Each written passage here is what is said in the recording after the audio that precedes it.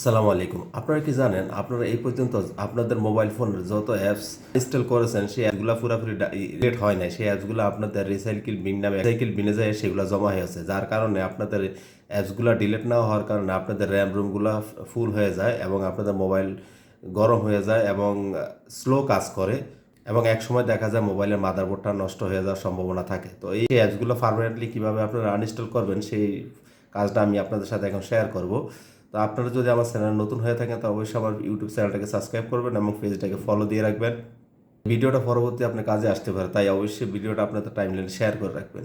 সর্বপ্রথম আপনারা চলে যাবেন প্লে স্টোরে। প্লে স্টোরে যাওয়ার পরে এখানে যেই কর্নারে আপনার লোগো আছে এই লোগোতে ক্লিক দিবেন। লোগোতে ক্লিক দেওয়ার পরে দেখেন এখানে অনেকগুলো অপশন শো করবে।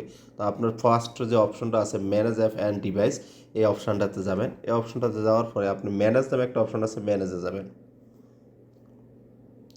তারপরে দেখেন অনেকগুলো অ্যাপস আপনার শো করছে। এই অ্যাপসগুলো হচ্ছে আপনার মোবাইলে এখন রানিং চলতেছে। এই অ্যাপসগুলো আপনার এখানে শো করছে। এখন আমাদের প্রয়োজন হয়েছে যে অ্যাপসগুলো আমরা ডিলিট করছি ওই অ্যাপসগুলো আমরা কীভাবে পার্মানেন্টলি ডিলিট করব ওইটা আমরা দেখব। তো তার জন্য এখানে দিস ডিভাইস নামে একটা অপশন আছে, আমরা এখানে ক্লিক দিব। ক্লিক দেওয়ার পরে নট ইনস্টল নামে যে নিচে যে অপশনটা নট ইনস্টল ইট, আমরা এখানে যাব। আমার এখানে যে অ্যাপসটা আমি আনইনস্টল করেছিলাম সেই অ্যাপসটা এখানে রয়ে গেছে। এখন আপনাদের অনেকগুলো থাকতে পারে। তো আমার একটা অ্যাপস আছে, এই অ্যাপসটা আমি ডিলিট করে দেবো। তার জন্য আমাকে এখানে যে বক্সটা আছে বক্সে ক্লিক দিব। ক্লিক দেওয়ার পরে এখানে কর্নারে দেখেন একটা ডিলিট অপশন মতো একটা ক্রসের মতো দেখা যায়, আমি মার্কিং করে দিচ্ছি। এখানে ক্লিক দিবেন। ক্লিক দেওয়ার পরে রিমুভ নামে অপশনে রিমুভ করে দিব। দেখেন আমার পার্মানেন্টলি অ্যাপসটা চলে গেছে। এখন এই অ্যাপসটা আর আমার মোবাইলে নেই।